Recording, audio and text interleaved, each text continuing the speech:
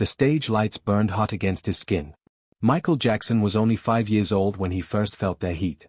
While other children played with toys and rode bicycles down suburban streets, he stood in smoky nightclubs, performing until the early morning hours. His father Joe watched from the wings, arms crossed, eyes sharp as a hawk. There was no room for mistakes. No room for childhood. Gary, Indiana was a tough industrial town where dreams either died in the steel mills or escaped through music. The Jackson family lived in a tiny two-bedroom house on Jackson Street. 9 children shared cramped spaces, but Joe saw something special in his sons. He saw a way out. He saw dollar signs. What he didn't see was the cost of taking childhood away from his youngest boy. Michael's voice was different from the start. It carried pain and joy in equal measure, a voice that seemed too old for such a small body.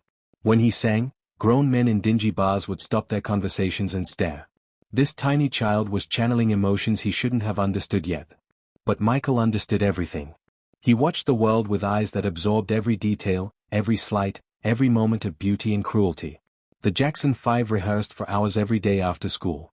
While friends played baseball and climbed trees, Michael practiced dance steps until his feet bled.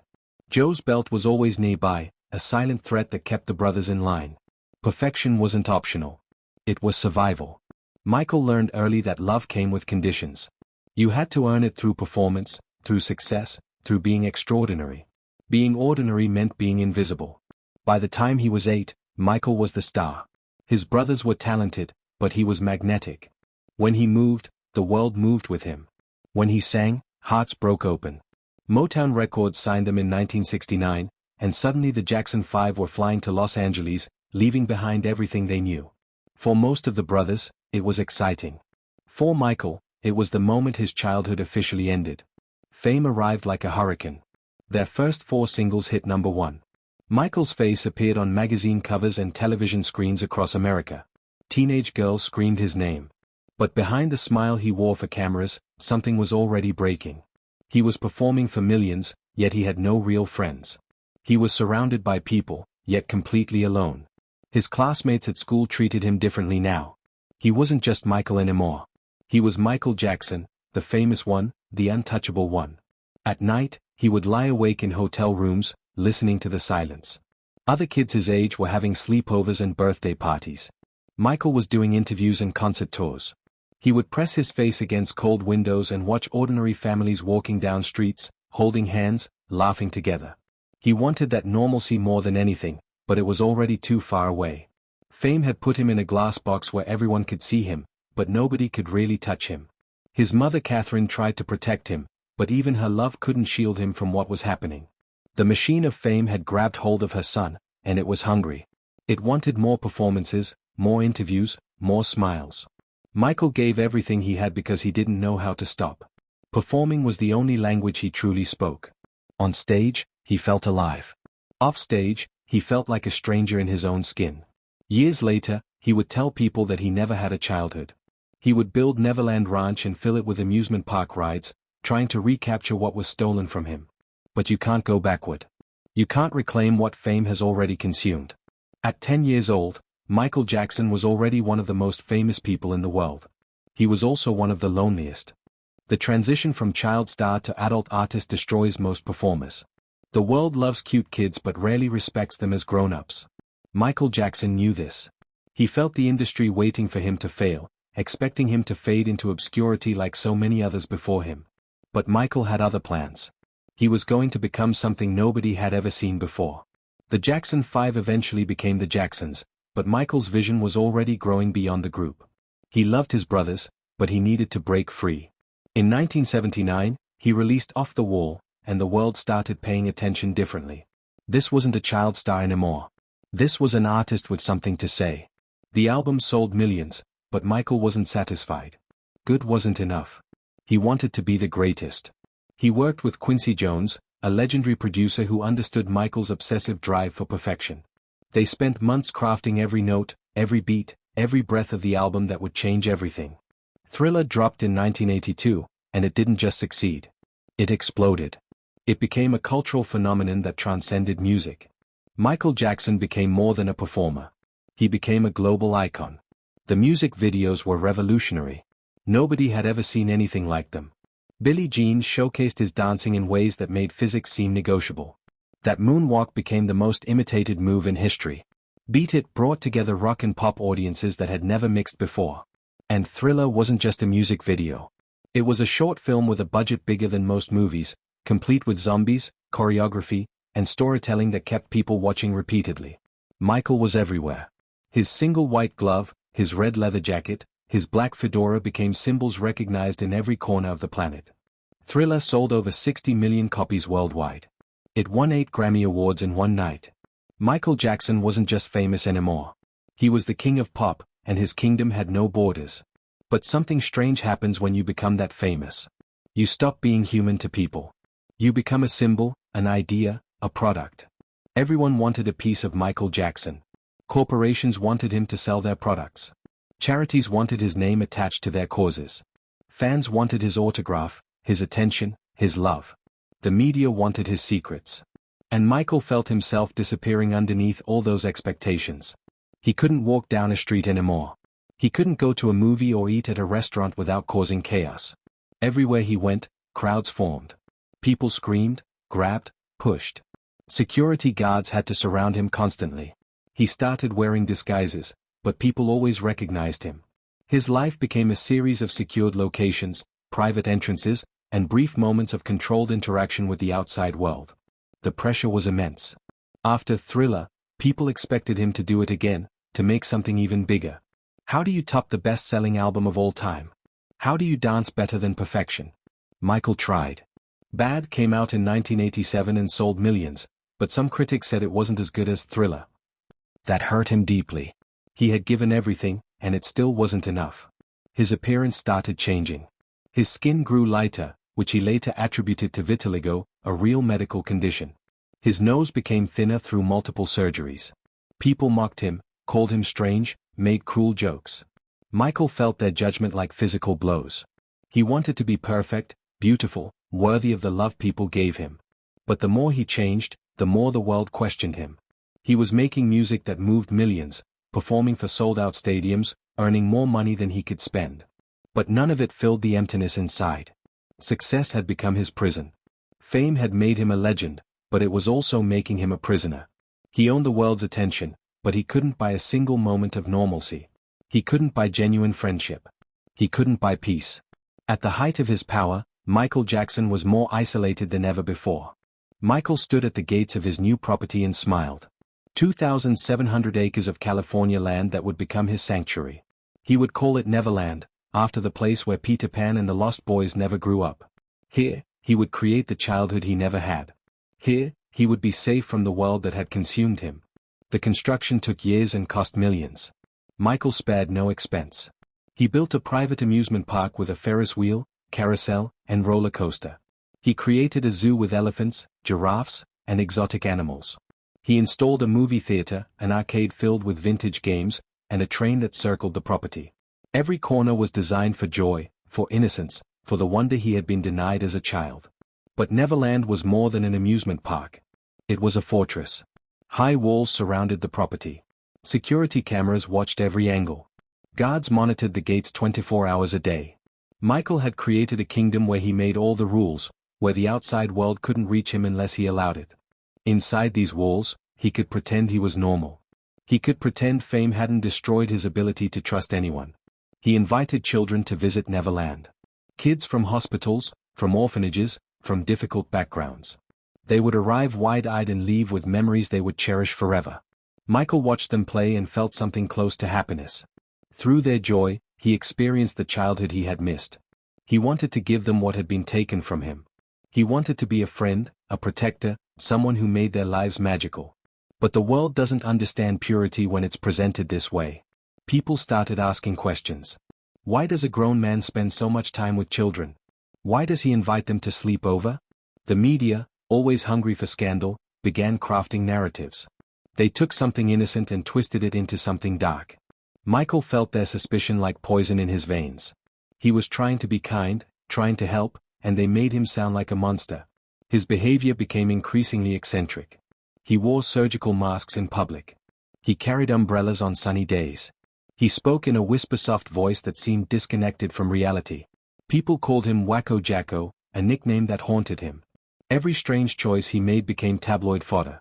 The media documented his every move, analyzing everything, judging everything. His spending became legendary and reckless. He bought the Beatles' music catalog for millions, a brilliant business move that also alienated Paul McCartney. He collected art and antiques worth fortunes. He maintained Neverland at enormous cost. Money poured out faster than it came in, but Michael didn't care. Money meant nothing to him. It couldn't buy what he really wanted. What did he want? Connection. Understanding. Love that didn't come with conditions. But the more famous he became, the harder those things were to find. Everyone who approached him wanted something. They wanted his autograph, his money, his influence, or his name attached to their project. Genuine friendship was nearly impossible. How could he trust anyone when fame made him a target? He married Lisa Marie Presley in 1994, the daughter of Elvis Presley. Two children of famous fathers finding each other seemed romantic, but the media treated it like a publicity stunt. They questioned whether it was real. They analyzed every public appearance. The scrutiny destroyed whatever chance the relationship had. They divorced less than 2 years later. Michael was alone again. He had children of his own eventually. Prince, Paris, and Blanket became his world. With them, he could experience something real, something pure. He covered their faces in public, trying to give them the privacy he never had. He wanted to protect them from fame's cruel machinery. But even his parenting choices became controversial. When he dangled baby Blanket over a balcony railing to show fans, the world erupted in criticism. His judgment was questioned everywhere. Neverland, which started as a dream, began feeling like a trap. The same walls that kept the world out also kept Michael in. He wandered its paths at night, surrounded by millions of dollars of amusement equipment that couldn't amuse him anymore. The rides sat silent. The animals slept. And Michael Jackson, the most famous entertainer on earth, walked alone through his private paradise, feeling more isolated than ever. He couldn't leave without security. He couldn't trust people. He couldn't be normal. Fame had given him everything except the only things that truly mattered. His music still reached millions, but he was reaching no one in his personal life. The loneliness was crushing him slowly, like pressure at the bottom of the ocean. And there was no way up, no way to release it. The phone call came in 1993, and Michael's world collapsed. A 13-year-old boy had accused him of sexual abuse. The allegations were graphic, detailed, and devastating. Within hours, the media descended like vultures. The story dominated every news channel, every newspaper, every conversation. Michael Jackson, the king of pop, was suddenly being called a predator. He was in Bangkok on tour when the news broke. The accusations hit him like a physical assault. Everything he had built, everything he had worked for, was suddenly at risk. His reputation, carefully constructed over decades, was being destroyed in real time. The presumption of innocence meant nothing in the court of public opinion. People were ready to believe the worst. The investigation was brutal. Police raided Neverland Ranch, searching for evidence. They photographed Michael's body, documenting every mark and feature as part of their inquiry. The humiliation was unbearable. His sanctuary had been invaded. His privacy was completely stripped away. Cameras captured investigators carrying boxes out of his home. The world watched his life being picked apart piece by piece. Michael maintained his innocence. He released statements, gave interviews, pleaded with people to believe him. But the damage was done. Companies pulled his endorsements. Radio stations stopped playing his music. People who had celebrated him now questioned everything about him. The word pedophile became associated with his name in headlines worldwide. The stress was destroying him. He couldn't sleep. He couldn't eat. His weight dropped dramatically. He started taking more pain medication, pills that helped him escape the nightmare his life had become. Prescription drugs became his refuge, the only thing that could quiet the screaming in his mind. His team watched him deteriorate but felt powerless to stop it. In 1994, he settled the civil case for over $20 million. He didn't admit guilt, but the settlement looked like an admission to many people. His lawyers advised him that a trial would be even more destructive, that the media circus would destroy whatever was left of his career. But settling haunted him. For the rest of his life, people would point to that settlement as proof of guilt. The criminal investigation continued but eventually closed without charges. The district attorney said they didn't have enough evidence to prosecute. But the absence of charges didn't restore Michael's reputation. The stain remained. Whenever his name came up, the accusations followed. He was no longer just the king of pop. He was the king of pop with a dark question mark hanging over his legacy. His behavior became more erratic. He appeared in public looking increasingly fragile. His skin was lighter than ever. His frame was skeletal. He gave bizarre interviews where he seemed disconnected from reality. The media documented every strange moment, every odd choice. They had turned him into a carnival attraction, and he seemed powerless to stop it. Then, in 2003, it happened again. New accusations emerged from another boy. This time, there would be no settlement. This time, there would be a trial. Michael was arrested, fingerprinted, and photographed like a common criminal. The mugshot of Michael Jackson, looking hollow-eyed and defeated, circulated globally. The king of pop was being paraded before the world in handcuffs. The trial lasted 4 months and was one of the most watched court cases in history. Every day, Michael arrived at the courthouse surrounded by security and fans. Some people held signs supporting him. Others protested, calling for his conviction. The media analyzed every moment, every witness, every piece of evidence. His entire life was examined under a microscope. The prosecution painted him as a predator who used his fame and Neverland Ranch to lure victims. They presented witnesses who described inappropriate behavior. The defense argued that Michael was innocent, that the accusations were motivated by money, that he was being targeted because of his wealth and vulnerability. Character witnesses testified about his kindness and generosity. Michael sat through it all, watching his life being dissected in public. The stress was unimaginable. He appeared increasingly frail, arriving at court in pajamas one day because of back pain. His family surrounded him, but even their support couldn't protect him from what was happening. His legacy, his life's work, everything hung in the balance. In June 2005, the jury delivered verdicts. Not guilty on all counts. All 14 charges. Michael was acquitted completely. He wept with relief. His supporters celebrated. But the victory felt hollow. Yes, he was legally innocent. Yes, the jury had believed him. But the damage to his reputation was permanent. He never fully recovered from the trial. Neverland, once his sanctuary, now felt contaminated by the accusations and the investigation. He eventually abandoned it, unable to return to a place that held such painful memories. The man who had built a private paradise couldn't bear to live in it anymore. The trial had taken something essential from him, something he would never get back. Michael Jackson was broke. The revelation seemed impossible. How could someone who had earned hundreds of millions of dollars be in financial ruin? But fame is expensive, and Michael's spending had been astronomical for decades. Neverland's maintenance alone cost millions annually. His lifestyle, his staff, his legal battles, and his addiction to prescription medications had drained everything. He had sold over 750 million records worldwide, but most of that money was gone. Debts piled up. Lawsuits multiplied.